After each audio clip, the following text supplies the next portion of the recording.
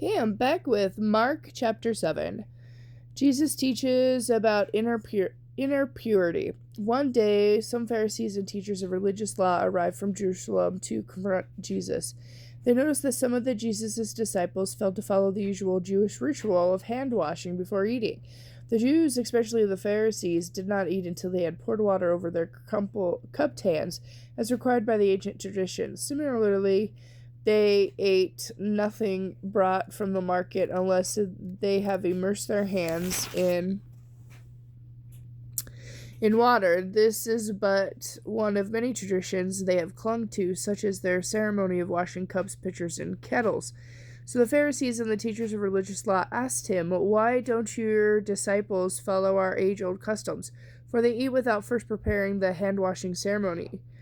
Jesus replied, "You hypocrites! Isaiah was prophesying about you when he said, 'These people honor me with their lips, but their hearts are far away. Their worship is a farce, for they place God's comments in their own man-made teachings. For you ignore God's specific laws and substitute your own traditions." Then he said, "You reject God's laws in order to hold on to your own traditions. For instance, Moses gave you this law from God: honor your father and mother, and anyone who speaks evil of father or mother must be put to death. But you say it is all right for people to say to their parents, 'Sorry, I can't help you, for I have vowed to give to God what I could have given to you.' You let them disregard their needy parents as much as you break the law of God in order to protect your own traditions. And this is only one example. There are many, many others." Then Jesus called to the crowd to come and hear. "All of you listen," he said, "and try to understand. You are not defiled by what you eat. You are defiled by what you say and do." Then Jesus went into a house to get away from the crowds, and his disciples asked him what he meant by the statement he had made. "Don't you understand either?" he asked. "Can't you see that what you eat won't defile you? Food doesn't come in contact with your heart, but only passes through the stomach and then comes out again." By saying this, he showed that every kind of food is acceptable, and then he added, "It is the thought life that defiles you. For from within, out of a person's heart comes evil thoughts, sexual immorality, theft, murder, adultery, greed, wickedness, deceit, eagerness for lustful pleasure, envy, slander, pride, and foolishness. All of these vile things come from within, and they are what defile you and make you unacceptable to God." The faith of the Gentile woman. Then Jesus left Galilee and went north to the region of Tyre.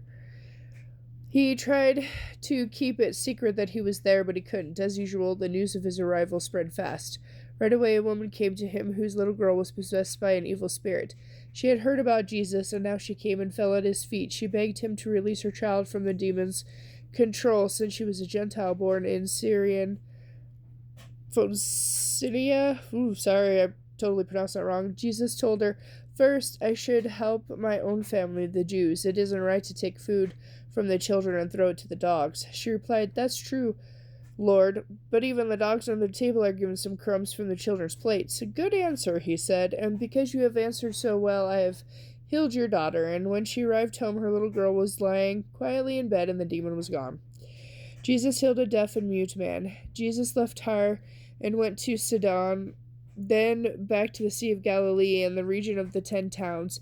A deaf man with speech impediment was brought to him, and the people begged Jesus to lay his hands on the man to heal him.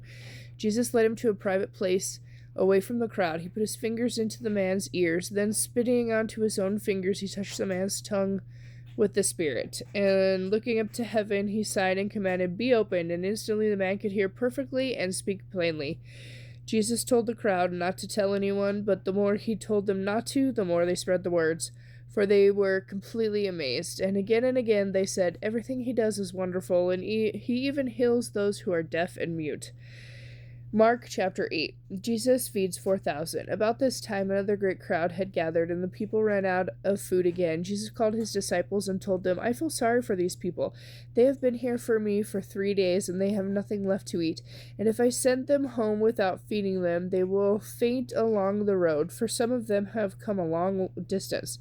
How are we supposed to find enough food for them here in the wilderness?" His disciples said. "How many loaves of bread do you have?" he asked. 7, they replied. So Jesus told them, told all the people to sit down on the ground. Then he took the 7 loaves, thanked God for them, broke them into pieces, and gave them to his disciples, who distributed the bread to the crowd. A few small fish were found too, so Jesus also blessed these and told the disciples to pass them out. They ate until they were full, and when the scraps were picked up, there were 7 large baskets of food left over. There were about 4,000 people in the crowd that day, and he sent them home after they had eaten. Immediately after this, he got into a boat with his disciples and crossed over to the region of Dalmanutha.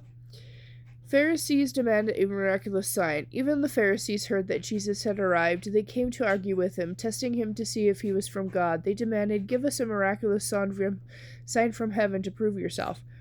He heard this, he sighed deeply, and said, "Why do you people keep demanding a miraculous sign? I assure you, I will not give this generation any such sign." So he got back into the boat and left them, and he crossed to the other side of the lake. Yeast of the Pharisees and Herod. But the disciples discovered they had forgotten to bring any food, so there was only one loaf of bread with them in the boat. As they were crossing the lake, Jesus warned them, "Beware of the yeast of the Pharisees and of Herod." They decided he was saying this because they hadn't brought any bread. Jesus knew that they were thinking, so he said, "Why are you worried about having no food? Won't you ever learn or understand? Are your hearts too hard to take it in? You have eyes, can't you see? You have ears, can't you hear?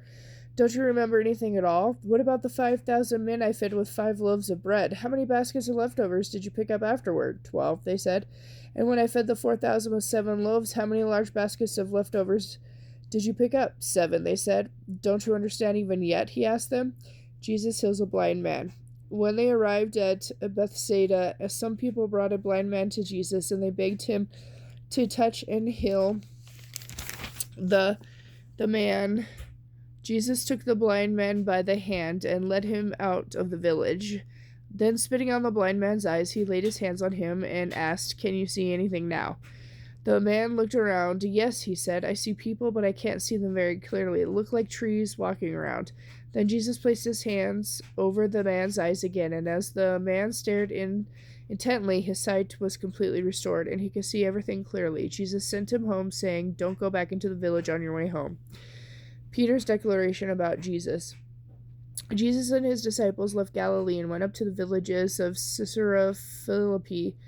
As they were walking along, he asked them, "Who do people say I am?" "Well," they replied, "some say John the Baptist, some say Elijah, others say you are one of the other prophets." Then Jesus said, "Who do you say I am?" Peter replied, "You are the Messiah," but Jesus warned them not to tell anyone about him.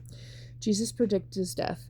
Then Jesus began to tell them that he, the Son of Man, would suffer more terrible things and be rejected by leaders, the leading priests, and the teachers of religious law. He would be killed, and 3 days later he would rise again. As he talked about this openly with his disciples, Peter took him aside and told him he shouldn't say things like that. Jesus turned and looked at his disciples and then said to Peter very sternly, "Get away from me, Satan.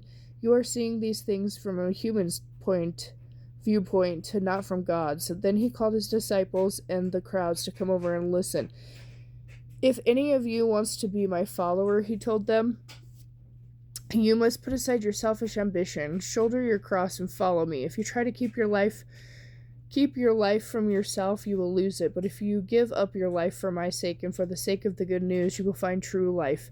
And how do you benefit if you gain the whole world but lose your own soul in the process?